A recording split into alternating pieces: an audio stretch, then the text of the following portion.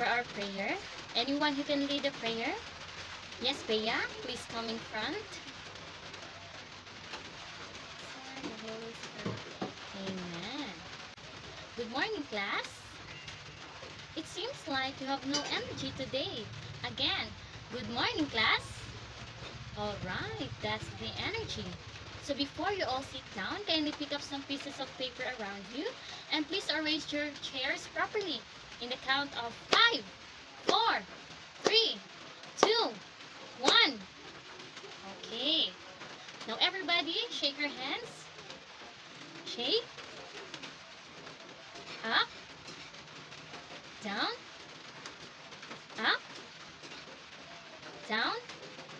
Inhale. Exhale. Inhale. Exhale. Inhale. And blow. Alright, please settle down. For your attendance, kindly check your seatmate if they are present. Is anyone absent today? Alright, none so far. Since no one is absent today, we will do the hooray clap. So all you have to do is clap your hands 3 times. 1, 2, 3. Stomp your feet 3 times. 1, 2, 3. And say hooray. Okay, let's do it. 1, 2, 3. 1, 2, 3. Hooray! Very good. Since everybody is here today, who can recall our topic last meeting? Anyone? Yes, Angela? Alright, our topic last meeting was all about the history of art. Alright, so who can tell me about the history of art? Anyone? Alright. I think we are now ready for our next topic for today. Are we? But before we proceed, we will have a game. Who wants to play a game? Alright, I think everybody wants to play a game. Now our game is entitled Bring Me. So once I say bring me a thing that is colored pink or a thing that is circle, then the first one who can bring it to me will be the winner. Understand? Alright, so let's begin. Now who can bring me a thing that is triangular in shape? Alright, Mary is the first one. So Mary brought me here a ruler that is triangle. Now another. Who can bring me a thing that has a space on it?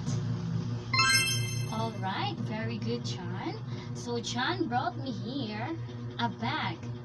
A bag is something that has a space where we put our little things as we come to school, right? Now, another thing. Who can bring me a thing that is smooth or anything that you can touch smoothly? Okay, Ella, very good. So Ella brought me here an eraser. Okay, great job, class. So I want you to go back to your seat. And did you enjoy the game? Alright, so we played that game because that is very much related to our lesson today. So I will be showing you here an artwork. And as you can see, there are different kinds of artwork. Now, what I want you to do is to observe carefully and try to recognize each artwork, okay? So I will give you 2 minutes for that. Time starts now. Okay, time's up. Now, who can tell me what are these artworks all about? Yes, Angela? Alright, these artworks here represents the 7 elements of arts. So now, who can tell me what are the 7 elements of art? Yes, Bea?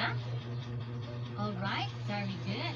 These are the lights, the shape, color, the space, the volume, the form, and the texture. Alright, very good. So as you can see here, with all the combinations of the elements of arts, we can create a better artwork.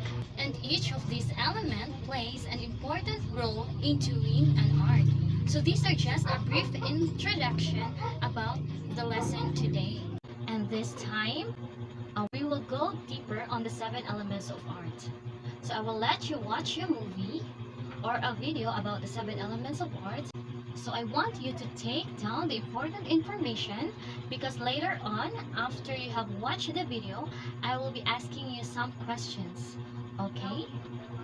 So let's now watch the video. Today, we will be discussing about the elements of visual art. Elements of visual art include line, shape, color, value, form, texture, and space. Can you describe line in one word? Very good. Line is a mark made by a moving point. Now, can you give me an example of a line? Very good. Now, here are the 5 main kinds of lines. First, we have horizontal lines. Horizontal lines are parallel to the ground. In art, they seem to be at rest. They evoke peace and calmness. This is an example of a horizontal line. Next is vertical lines. They move straight up and down. In art, vertical lines seem to stand at attention. Here is the example. Third is diagonal lines. Seem to be leaning and are somewhere between a vertical and a horizontal line. In art, diagonal lines show action and excitement. Sometimes, they make viewers feel tense and uncomfortable when they go in various directions. This is an example of a diagonal line. Curved lines seem to change direction. Spirals and circles begin with curves. Wavy lines are series of curves. Curved lines express movement in a graceful and flowing way. This is an example of a curved line. Zigzag lines are made by combining diagonal lines that form sharp angles and suddenly change direction. Zigzag lines suggest action and nervous excitement. They create confusion. Here's the example. Now let us move on to shape. Shape is a two-dimensional figure enclosed by a line. Shapes are flat. They have only height and width. The 2 kinds of shape are geometric and organic. Organic are shapes that are typically found in nature and have a flowing or curvy appearance, while geometric are shapes such as squares or triangles and have uniform measurements and are typically not found in nature. These are some examples of organic and geometric shapes. Form refers to an object with 3 dimensions: height, width, and depth. This is an example of a form. Space. It refers to the distance or area between, around, above, and below within objects. All objects occupy space. Space is either positive or negative. Try to look at the difference between the given example. Alright, now let us move on to texture.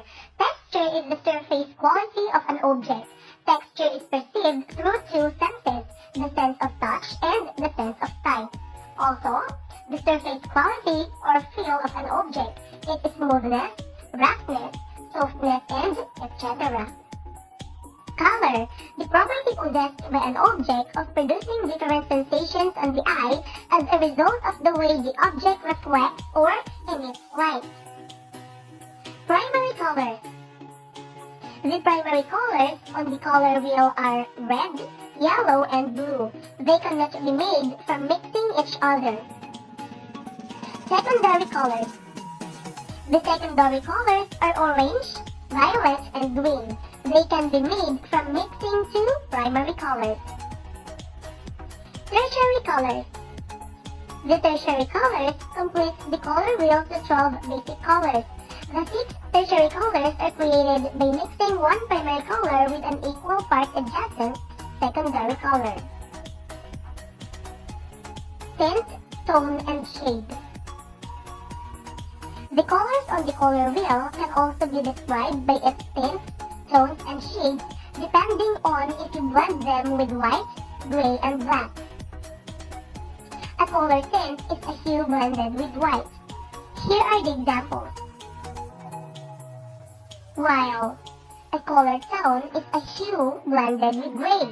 Here are the examples. And the color shade is a hue blended with black. Again, here are the examples. Now, maybe some of you would ask why color black and color white is not included in the color wheel.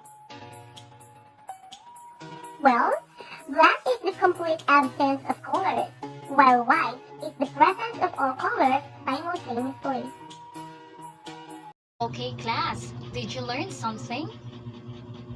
Okay, so let's see how well you have learned the lesson today. So now, who can tell me what are the 5 main kinds of lines? Yes, Sheila? Alright, very good. These are the horizontal, vertical, diagonal, zigzag, and curved line. Okay. So why do you think line is an important element of an art? Yes, Faith?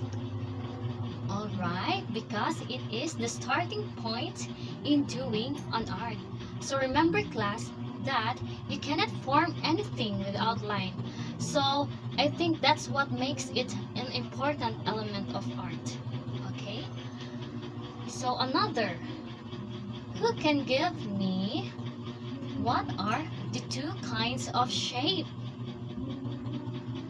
Yes? Alright, very good.